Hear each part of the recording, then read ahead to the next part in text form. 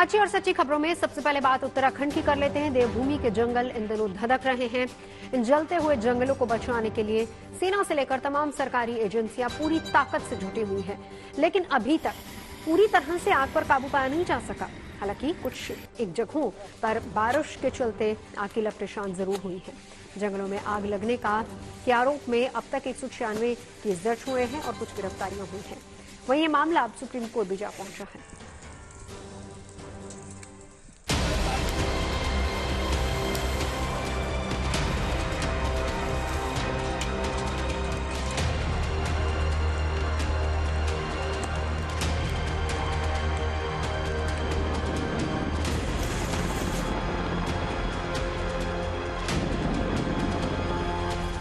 देवभूमि के हरे भरे जंगलों में धधकती इस आग का दायरा तेजी से बढ़ रहा है। ये आग न सिर्फ जंगली जानवरों के लिए खतरा बन चुकी है, बल्कि अब ये आग रिहायशी इलाकों की तरफ भी तेजी से बढ़ रही है। हालात को देखते हुए वन विभाग के अलावा फायर ब्रिगेड, NDRF और सेना तक को आग बुझाने के काम में लगना पड़ा है, जो बिना रुके और बिना थके दिन हो या रात आग बुझाने के काम में जुटी है। कहीं हेलीकॉप्टर के जरिए पानी का छिड़काव हो रहा है और कहीं फावड़े और कुदाल के जरिए आग को बढ़ने से रोका जा रहा है। बैजनाथ वन रेंज के गैरलेक के जंगल में अभी मैं मौजूद हूँ। आप देख सकते हैं वन विभाग के कर्मचारी यहाँ पे लगातार आग बुझाने का प्रयास कर रहे हैं। आप देख सकते हैं चट्टान है, जरा सी लापरवाही में यहाँ पे कर्मचारियों को भी नुकसान पहुंच सकता है। अपनी सावधानी के साथ आग ये बुझा रहे हैं। ये देख सकते हैं आप लगातार जो जंगल है वो कैसे धधक रहा है। तकरीबन 3 किलोमीटर रेंज पूरा जो छोटी वनस्पति है वो पूरी जलकर राख हो चुकी है और लगातार प्रयास यहाँ पे जारी है वन विभाग का, जो आग बुझाने का प्रयास यहाँ पे कर रहे हैं। जानकारी के मुताबिक इस वक्त राज्य के 11 जिलों के सैकड़ों एकड़ जंगल आग की गिरफ्त में है, जिसके चलते पहाड़ों की साफ सुथरी हवा में भी अब जहरीला धुआं घुल चुका है। हालात ये है कि लोगों को सांस लेने में तकलीफ हो रही है। हालांकि कुछ एक जगहों पर बारिश के चलते थोड़ी राहत मिली है, लेकिन अभी भी आग की लपटें शांत होने का नाम नहीं ले रही हैं। खुद राज्य के मुख्यमंत्री पुष्कर सिंह धामी जंगलों में आग लगने की घटनाओं की मॉनिटरिंग कर रहे हैं। काफी जगह पर आग यहाँ कंट्रोल में आ रही है और जहाँ भी लगी थी उस पर हमारा फायर ब्रिगेड, वन विभाग, अन्य विभाग सभी लोग कोऑर्डिनेशन करके काम कर रहे हैं। सेना के लोगों ने भी आज काफी जगह पर जल का छिड़काव किया है और जो भी जरूरी इंतजाम है सभी से कोऑर्डिनेशन करके सबको जो है तत्काल इस पर कंट्रोल करने के लिए कहा है, नियंत्रण करने के लिए कहा है। उत्तराखंड के जंगलों में आग लगने की ये घटनाएं बीते कुछ वर्षों में तेजी से बढ़ी है।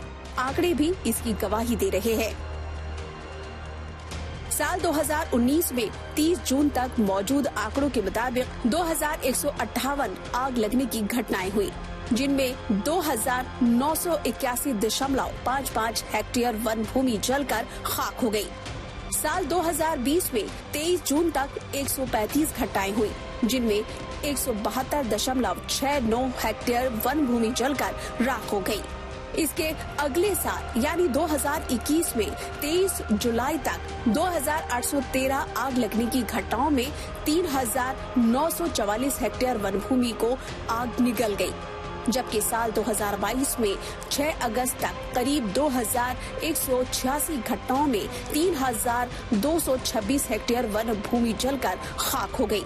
साल 2023 में 29 नवंबर तक 733 घटनाएं हुई, जिनमें 933 हेक्टेयर भूमि जल गई। वहीं इस साल अब तक ये आंकड़ा 650 से ज्यादा हो चुका है, जिसमें करीब 800 हेक्टेयर वन भूमि जल चुकी है।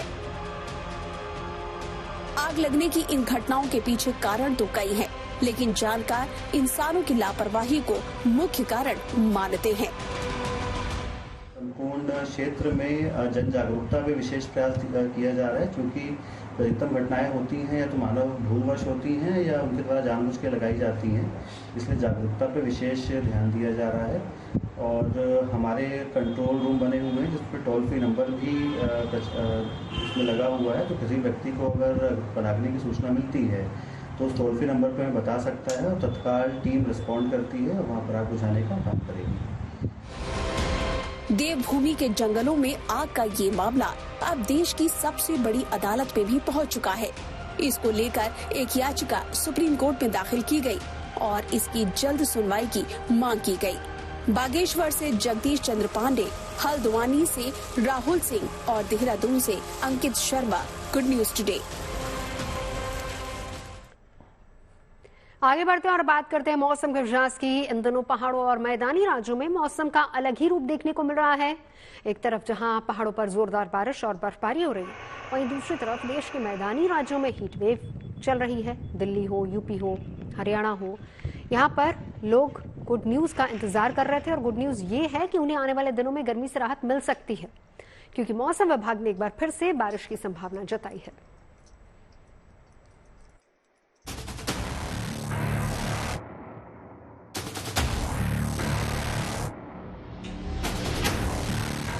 इन दिनों न तो सीजन मॉनसून का है और न ही सर्दियों का मौसम है, लेकिन फिर भी पहाड़ों पर जोरदार बारिश और बर्फबारी एक साथ हो रही है। ये तस्वीरें धरती का स्वर्ग कहे जाने वाले राज्य जम्मू कश्मीर से आई हैं, जहां ऊंचाई वाले इलाकों में भारी बर्फबारी देखने को मिली है। इस बर्फबारी के चलते पहाड़, पेड़, पौधे और रास्ते सब बर्फ से ढक गए हैं। जगह जगह लोग फंसे हुए हैं, जिन्हें निकालने के काम में एजेंसियां जुटी हुई हैं। बंद रास्तों से बर्फ हटाने के काम में बड़ी बड़ी मशीनों को लगाया गया है, ताकि जल्द से जल्द यातायात को बहाल किया जा सके। इस बर्फबारी के साथ ही जोरदार बारिश ने भी घाटी का मौसम बदल दिया है।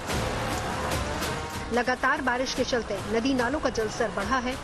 यहाँ तक कि कुछ इलाकों में बाढ़ जैसे हालात भी पैदा हो गए हैं। सड़कें पूरी तरह से पानी में डूब चुकी हैं, जिसके कारण गाड़ियों का चलना भी मुश्किल हो रहा है। जगह जगह लैंडस्लाइड की खबरें भी सामने आ रही हैं। मौसम विभाग का अनुमान है कि राज्य में बारिश और बर्फबारी अभी और हो सकती है, जिसे देखते हुए प्रशासन ने लोगों से सतर्क रहने की अपील की है। लगातार पूरी घाटी की बात करें तो जगह जगह बारिश हो रही है और जिसको आप कहेंगे नॉन स्टॉप रेनफॉल हमें देखने को मिला है। और जहां प्लेन्स में बारिश हो रही है, वहीं पहाड़ी इलाकों में जो है बर्फबारी हुई है।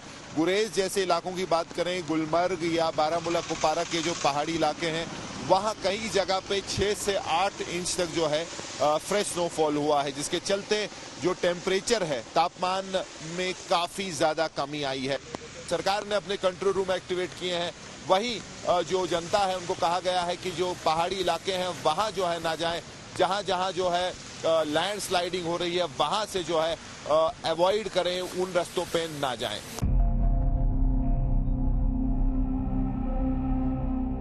कमोबेश मौसम का यही मिजाज उत्तराखंड और हिमाचल प्रदेश में भी ऊंचाई वाले इलाकों में देखने को मिल रहा है। इन दोनों ही राज्यों में बर्फबारी से वादियां और रास्ते ढक चुके हैं। हर ओर सिर्फ बर्फ ही बर्फ दिखाई दे रही है, जबकि मैदानी राज्य इन दिनों हीट वेव की चपेट में है। यानी लू के थपेड़ों ने लोगों को बेहाल कर रखा है। चाहे पूर्वी भारत हो या पश्चिमी भारत, दक्षिण भारत हो या फिर उत्तर भारत का इलाका, गर्मी का चढ़ता पारा लोगों को परेशान कर रहा है। लेकिन दिल्ली, पंजाब, हरियाणा और चंडीगढ़ के लोगों के लिए गुड न्यूज आई है। इन राज्यों में लोगों को अगले 1 से 2 दिन गर्मी से थोड़ी राहत मिल सकती है। अप्रैल महीने की बात करें तो उत्तर भारत में ये तीसरा वेस्टर्न डिस्टर्बेंस है, वो हिट हुआ है। ज्यादा बात करने के लिए इस वक्त हमारे साथ चंडीगढ़ मौसम विभाग के निदेशक AK सिंह जी हैं। AK सिंह जी, अगर हम बात करें मौसम की तो एक बार फिर से मौसम ने करवट ली है, वेस्टर्न डिस्टर्बेंस से वो हिट हुआ है। सबसे जानना चाहेंगे कि कब तक इसका असर वो देखने को मिलेगा? अभी जो वेस्टर्न डिस्टर्बेंस आपको मौजूद है, अभी प्रेजेंटली जो एग्जिस्टिंग है, उसका असर आपको कल तक आपको रहने वाला है। आज इसको ज्यादा असर रहने वाला है और इसके इफेक्ट के चलते पंजाब, हरियाणा और चंडीगढ़ में आपको थंडर और लाइटनिंग की घटनाएं हो सकती है। गस्टी विंड्स भी आपको चल सकते हैं और नॉर्मल बारिश हो सकती है। लाइट टू मॉडरेट आपको रेन भी हो सकते हैं। और कल जो है इसमें थोड़ा सुधार आएगा। पंजाब के कुछ पार्ट्स में, मेनली आपको नॉर्दर्न पार्ट में, जैसे गुरदासपुर हो गया, अमृतसर हो गया, ये सब पार्ट में आपको थंडर और लाइटनिंग की घटनाएं हो सकती है या फिर लाइट टू मॉडरेट आपको रेन भी हो सकता है। और परसों से आपको मौसम सुधरना शुरू हो जाएगा। 1, 2, 3 से हम एक्सपेक्ट करते हैं कि ड्राई वेदर ऑब्जर्व किया जाएगा। 4 को फिर से एक फ्रेश वेस्टर्न डिस्टर्बेंस आ रहा है। अप्रैल का महीना खत्म होने को है और मौसम पहाड़ से लेकर मैदान तक अपना अजब गजब रूप दिखा रहा है। लिहाजा जरूरी है कि लोग अपने स्वास्थ्य को लेकर ज्यादा सतर्क हो जाएं ताकि बीमारियों से बचा जा सके। श्रीनगर से मीर फरीद और चंडीगढ़ से ललित शर्मा के साथ bureau report, good news today. और अब आज लोकसभा चुनाव से जुड़े रंग की कर लेते हैं। इस चुनावी रंग में न सिर्फ जनता बल्कि नेता भी रंगे नजर आ रहे हैं। पूर्वोत्तर में बीजेपी के सबसे बड़ा चेहरा और असम के मुख्यमंत्री हेमंत बिस्व शर्मा आज फिर अनोखे अंदाज में नजर आए। असम में 3 चरणों में लोकसभा चुनाव होना है, जिनमें 2 चरणों का मतदान पूरा हो चुका है। पहले और दूसरे चरण के दौरान 5-5 सीटों पर पहले ही मतदान हो चुका है। 7 मई को असम में तीसरे यानी कि आखिरी चरण की वोटिंग होनी है, जिनमें कोकराझार, धुबरी, बारपेटा और गुवाहाटी लोकसभा सीटें शामिल हैं, जहां पर वोट डाले जाएंगे। इस चरण के तहत आने वाले मतदाताओं को लुभाने के लिए असम के मुख्यमंत्री हेमंत बिस्व शर्मा जनसंपर्क अभियान के दौरान आज चिरांग पहुंचे। इस दौरान वो मोदी सरकार गाने पर डांस करते नजर आए। मंच के सामने हजारों की संख्या में खड़ी जनता जनार्दन भी उनका साथ देने लगी। और इससे पहले हेमंत बिस्व शर्मा ने रविवार को भी कोकराझार में बारिश के बावजूद अपने समर्थकों के साथ डांस किया था। चुनावी सरगर्मी के दौरान पूर्वोत्तर राज्यों में भारतीय जनता पार्टी के प्रचार की कमान हेमंत बिस्व शर्मा के हाथों में है। पार्टी की जीत सुनिश्चित करने के लिए हेमंत पूरे दमखम के साथ लगे हुए हैं। शर्मा लगातार सूबे की 14 में से 13 सीटें जीतने का दावा कर रहे हैं।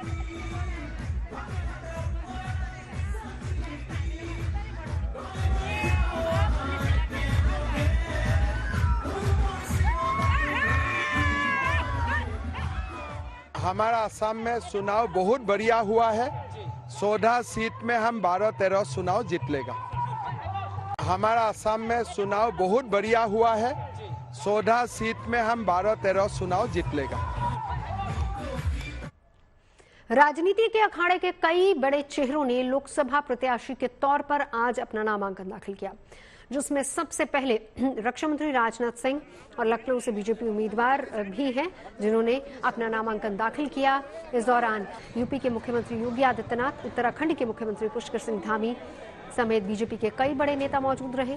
लोकसभा चुनाव के 5वें चरण में यानी कि 20 मई को लखनऊ के लिए वोट डाले जाने हैं। लखनऊ सीट उत्तर प्रदेश की हॉट सीट में से एक है। राजनाथ सिंह लगातार तीसरी बार लखनऊ से चुनावी मैदान में उतरे हैं। उनके सामने समाजवादी पार्टी के वरिष्ठ नेता रविदास मल्होत्रा ताल ठोक रहे हैं। लखनऊ बीजेपी का गढ़ माना जाता है। पिछले 8 लोकसभा चुनावों से बीजेपी यहां से जीतती आ रही है। 1991 से 5 बार अटल बिहारी वाजपेयी यहां से सांसद रहे। एक बार लालजी टंडन को लखनऊ ने अपना प्रतिनिधित्व करने का मौका दिया। 2014 फिर 2019 में राजनाथ सिंह लगातार 2 बार यहां से चुनाव जीते और लोकसभा पहुंचे। तीसरी बार बीजेपी ने फिर से उन्हीं पर भरोसा जताया और यही वजह रही है कि नामांकन से पहले राजनाथ सिंह ने सीएम योगी आदित्यनाथ, उत्तराखंड के मुख्यमंत्री पुष्कर सिंह धामी के साथ लखनऊ में रोड शो भी किया। आज ही उत्तर प्रदेश की अमेठी लोकसभा सीट से बीजेपी प्रत्याशी स्मृति ईरानी ने भी अपना नामांकन पत्र दाखिल किया। हजारों की भीड़ के साथ रोड शो करते हुए उनका काफिला कलेक्ट्रेट दफ्तर पहुंचा, जहां उन्होंने मध्य प्रदेश के मुख्यमंत्री मोहन यादव की मौजूदगी में 2 सेट में अपना नामांकन पत्र दाखिल किया। इस दौरान उनके पति जुबिन ईरानी समेत बीजेपी के कई दूसरे नेता भी मौजूद थे। स्मृति ईरानी भी लगातार तीसरी बार अमेठी सीट से चुनावी मैदान में उतरी हैं। 2019 के लोकसभा चुनावों में स्मृति ने कभी कांग्रेस का गढ़ माने जाने वाले अमेठी से राहुल गांधी को हराया था। तब से इस सीट पर पूरे देश की नजर टिकी हुई है। 5वें चरण यानी कि 20 मई को ही अमेठी में भी मतदान होना है। इस बार बिहार की सारण लोकसभा सीट भी हॉट सीट बनी हुई है। यहाँ पूर्व मुख्यमंत्री लालू प्रसाद यादव और राबड़ी देवी की बेटी रोहिणी आचार्य अपना पॉलिटिकल डेब्यू करने जा रही हैं। और यही वजह रही है कि जब रोहिणी आचार्य नामांकन भरने के लिए पहुंची तो उनके साथ पिता लालू यादव, मां राबड़ी देवी, बड़ी बहन मीसा भारती और दोनों भाई तेजस्वी और तेज प्रताप साथ में नजर आए। सारण लोकसभा सीट के लिए 5वें चरण में ही मतदान होना है। दूसरी तरफ बीजेपी से राजीव प्रताप रूडी मैदान में है, जो कि 2014 और 2019 में लगातार 2 बार यहां से जीत दर्ज कर चुके हैं। इस बार भी बीजेपी ने उन पर ही दांव लगाया है। साथे मिलके काम करेंगे है ना, तो आशीर्वाद दी लोग हमरा के है ना। बस लोकसभा चुनाव में वोट प्रतिशत बढ़ाने के लिए चुनाव आयोग हर संभव प्रयास कर रहा है और इसी कड़ी में हरियाणा के चुनाव अधिकारियों ने वोटर्स को मतदान बूथ तक लाने के लिए एक अनोखा अंदाज अपनाया। हरियाणा में चुनाव आयोग की तरफ से शादी के निमंत्रण पत्र की तरह एक विशेष कार्ड तैयार कराया गया, जिसके जरिए मतदाताओं से हर हाल में वोट डालने की अपील की जाएगी। इस निमंत्रण पत्र में सबसे ऊपर लोकसभा चुनाव 2024 लिखा है, उसके बाद लिखा है भेज रहे स्नेह निमंत्रण मतदाता, तुम्हें बुलाने को 25 मई भूल न जाना वोट डालने आने को। चुनाव आयोग की तरफ से तैयार करवाए गए इस विशेष पत्र को बांटने की जिम्मेदारी बीएलओ यानी कि बूथ लेवल अधिकारी को दी गई है, जो राज्य के 50 लाख परिवारों के घर घर जाएंगे और उनसे 25 मई को पोलिंग बूथ पर पहुंचने की अपील करेंगे। मतदान शुरू होने से 5 दिन पहले ये कार्ड बंटने शुरू हो जाएंगे। इन कार्ड्स के साथ ही वोटर स्लिप और एक मार्गदर्शिका होगी, जिसमें चुनाव प्रक्रिया और मतदाता से जुड़ी सभी जानकारियां होंगी और ये निमंत्रण पत्र हूबहू शादी के निमंत्रण पत्र की तरह ही नजर आएगा। हरियाणा का मतदान प्रतिशत राष्ट्रीय औसत से ज्यादा ही रहा है। पिछली बार हरियाणा में 70% मतदान हुआ। इस बार चुनाव आयोग का लक्ष्य है कि इसे 75% तक ले जाया जाए।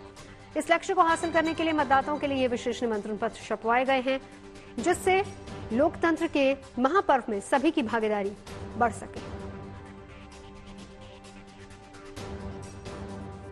हरियाणा इलेक्शन कमीशन ने एक बहुत ही अनोखी पहल की शुरुआत की है। जी हां, अनोखी पहल क्या है? सबसे पहले मैं आपको ये इनविटेशन कार्ड दिखा दूं। इस इनविटेशन जो कार्ड उसमें लिखा गया है, भेज रहे हैं स्नेह निमंत्रण मतदाता, तुम्हें बुलाने को 25 मई भूल न जाना वोट डालने आने को। तो यानी ये निमंत्रण जो लेटर है, पत्र है, कार्ड है, वो हर जो वोटर है उसके घर तक पहुंचाया जाएगा। कैसे पहुंचाया जाएगा, ज्यादा बात करने के लिए इस वक्त हमारे साथ हरियाणा के जो इलेक्शन कमिश्नर ऑफिसर अनुराग अग्रवाल, उन्हीं से बात कर लेते हैं। अनुराग जी, वोटर टर्नआउट हरियाणा में बढ़े, उसको लेकर आपने एक इनिशिएटिव लिया है। सर, जानना चाहेंगे ये कार्ड क्या है, क्या इस निमंत्रण पत्र में है?